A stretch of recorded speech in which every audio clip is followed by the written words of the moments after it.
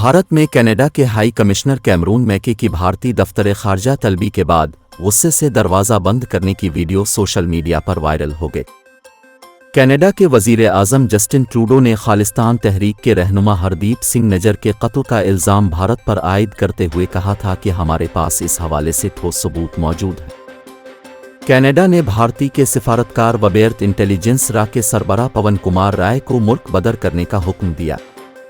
Canada की जानिब से ऐलान के बाद भारतीय वजारत खारजा ने कैनेडियन हाई कमिश्नर को तलब किया और जवाबी इक़दाम में भारत में कनाडा के सिफारतकार की मुल्कबदरी के फैसले से आगाह किया।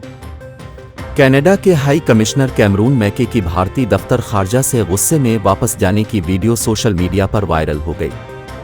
वीडियो में देखा जा सकता है कि कैनेडियन हाई कमिश्नर भारतीय न्यूज़ एजेंसी ANI के रिपोर्टर के सवाल का जवाब नहीं देते और इंतहाई गुस्से में गाड़ी का दरवाज़ा बंद कर देते। ख्याल रहे कि खालिस्तान के हामी सिख रहनुमा हरदीप सिंह नजर को 18 जून को कनाडा के शहर सिरे में गोलियां मारकर हलाक किया गया था।